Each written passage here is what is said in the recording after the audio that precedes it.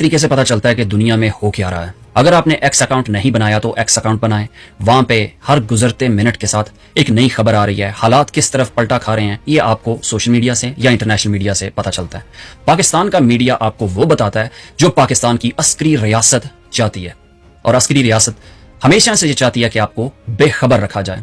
تو اس لیے آپ کو حالات کے بارے میں صحیح جانکاری کے لیے غریدہ فاروقی کی رپورٹنگ سے باہر نکلنا پڑے گا. جب ہم نے کہا کہ آپ میں اتنی جرت ہی نہیں ہے, حوصلہ ہی نہیں ہے, اوقات ہی نہیں ہے کہ اقوام عالم کے فیصلے آپ کی ہاں اور نہ میں ہوں, تو پٹواری کھوتا خور کتوں کی طرح پڑ گئے, ہمیں کاٹنے کو دوڑ رہے ہیں. ہو جی پاکستان کا نام روشن ہو رہا ہے. یوتھیے جو ہیں وہ خوش نہیں ہوتے, ہر وقت جلتے بنتے رہتے ہیں. اس سالوں یوتھیوں کے ہم لوگ حالات کو دیکھ رہے ہوتے ہیں. ہمیں سوشل میڈیا پہ یا انٹرنیشنل میڈیا کی ساری اپڈیٹس مل رہی ہوتی ہیں. ہمیں یہ نظر آ رہا ہوتا ہے کہ ایران کے اکاؤنٹس کیا بات کر رہے ہیں, امریکہ کے اکاؤنٹس کیا بات کر رہے ہیں, اور یہودیوں کے صہیونیوں کے اکاؤنٹس کیا بات کر رہے ہیں.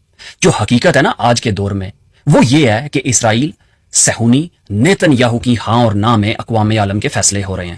اور آپ کو کیا لگتا ہے کہ آپ کی یہ فوج جو ہمیشہ سے امریکہ کے تلوے چاٹتی آئی ہے, یہ اقوام عالم کے فیصلے کریں گے, یا ان کے اندر اتنی جرت ہے یا ان کی اتنی اوقات ہے کہ یہ میڈیشن کر سکیں, یہ ثالث کا کردار ادا کر سکیں؟ ہرگز نہیں. جب ایسے آپ کی فوج کا سربراہ اپروول لینے کے لیے ٹرمپ کے سامنے رشوت کے طور پہ آپ کے ملک کے ریئر ارتھ منرلز جا کے پیش کر رہا ہو ایک سیلز مین کی طرح, تو کیا آپ کو لگتا ہے کہ آپ کی اوقات 2% کی بھی رہ جاتی ہے؟ ہرگز نہیں. جب آپ اپنے آپ کو ایسے فروخت کرتے ہیں, جب آپ ان کے پیروں کو ہاتھ لگاتے ہیں ان کی اپروول لینے کے لیے, ان کی آشیرواد لینے کے لیے کہ ہم آپ کو ہر طریقے سے سرو کریں گے جیسے آپ چاہتے ہیں, تو آپ کی کوئی اوقات نہیں رہ جاتی, آپ کی بات کی کوئی اہمیت نہیں رہ جاتی. آپ ایک غلام بن جاتے ہو, آپ احکامات پہ عمل کرنے والے بن جاتے ہو, آپ فرما بردار بن جاتے ہو.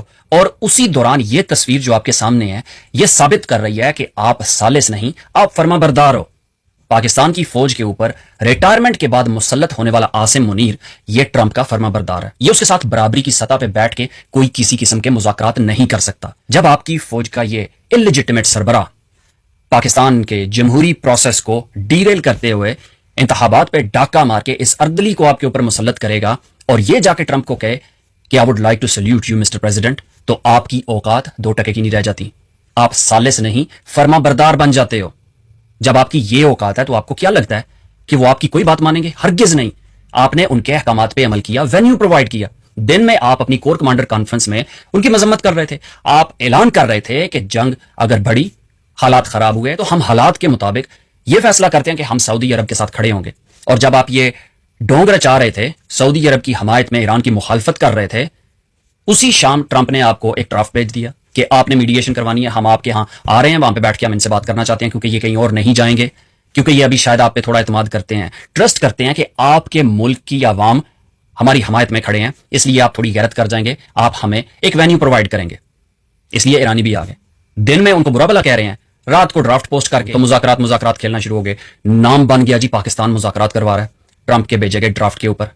اور جب یہ مذاکرات چل رہے تھے تو سعودی عرب نے اعلان کر دیا کہ پاکستان کی فوج کے دستے جو کچھ لڑاکا تیاروں اور ان کے سپورٹ ایئر کرافٹس پہ مشتمل سعودی عرب میں پہنچ گئے ہیں, اور وہ دمام کے کنگ عبدالعزیز ہوائی اڈے پہ پہنچے ہیں جو ایران کے بالکل قریب ہے. ایک طرف تم لوگ امن کا ڈھونگ رچا رہے ہو, پوری قوم کو تم لوگوں نے پاگل بنایا ہوا ہے کہ جی پاکستان کا نام دنیا بھر میں روشن ہو گیا, ہم مذاکرات کرا رہے ہیں, ہم ثالث کا کردار ادا کر رہے ہیں. دوسری طرف اسی ایران کے خلاف جو ہے وہ تم جنگی تیاریوں میں مصروف ہو. ایرانیوں نے کہا کہ ہم بے اعتمادی سے ان مذاکرات میں اتر رہے ہیں, ہمیں بالکل کوئی امید نہیں ہے کہ مخالف پارٹی یعنی امریکہ اور جو جیرڈ کوشنر اور سٹیو وٹکاف جو زائنسٹ یہودی صہیونی ریاست کے وفادار ہیں یہ وہاں پہ آئے ہیں, تو کیا, اور ساتھ میں عاصم منیر اگر بیٹھا ہو, تو کیا آپ کو لگتا ہے کہ ان مذاکرات میں سے یا اس بیٹھک میں سے کوئی خیر کی خبر نکلنی تھی؟ ہرگز نہیں. انہوں نے بس فرما برداری کی ہے, تابے داری کی ہے, اور ٹرمپ کا ارادہ ہی نہیں تھا, صہیونیوں کا ارادہ ہی نہیں تھا کہ یہ مذاکرات کامیاب ہوں. جب یہ باتیں چل رہی تھی, اس نے نیتنیاہو نے کہہ دیا تھا کہ ہم ایران کے خلاف جنگ جاری رکھیں گے. دوسری طرف انہوں نے لیبنان پہ اپنے بدترین حملے جاری رکھے. لیبنان کے علاقے جو ہیں وہ اس کے اندر گھسا ہوا تھا, آج وہ تقریر کر رہا تھا وہاں پہ کھڑے ہو کے. وہ جنگ ختم نہیں کرنا چاہتے, وہ ایران کے آئل اور اس کی ٹریڈ پہ کمپلیٹ کنٹرول چاہتے ہیں. بہانہ لگاتے ہیں جوری ہتھیاروں کا. ایران کئی دفعہ کہتا ہے کہ ہم تو وہ ڈیولپ ہی نہیں کرنا چاہتے. امام خامنئی نے فتویٰ دیا تھا کہ ہم ایٹامک ویپن نہیں ڈیولپ کریں گے. جھوٹ بولتے ہیں. لیکن ایران کو دمکانے کے لیے, پریشرائز کروانے کے لیے پاکستان کا استعمال کیا گیا. ایرانیوں نے ایبسولوٹلی ناٹ بولا. اب واپس آتے ہیں عاصم منیر کی اصل اوقات پہ. اس کو لایا گیا تھا اس طرح کی فرما برداریاں کروانے کے لیے یہ انلیجیٹمیٹ ریٹائرمنٹ کے بعد مسلط ہوا، پھر ایکسٹینشن بھی اس کو ریٹائرمنٹ کے بعد ملی، 2 دفعہ ریٹائر شدہ شخص امریکہ کی سہولت کاری کرنے کے لیے پاکستان کی طاقتور ترین افواج پہ یہ قابض ہے، اور پھر اس کے سامنے جو لوٹ پوٹ ہوتا ہوا دم ہلاتا اردلی ہے وہ ظاہر اس نے لگایا ہوا ہے کہ جیسے یہ چاہے گا وہ کرے گا، خود انلیجیٹمیٹ ہے، غیر آئینی، غیر قانونی، اور اردلی جو اس نے بٹھایا ہوا ہے عمران خان کا پاکستانیوں کا مینڈیٹ چوری کر کے۔ یہ اوقات ہے، یہ حیثیت ہے، اور یہ حقیقت ہے تم لوگوں کی۔ پاکستان پائندہ باد، عمران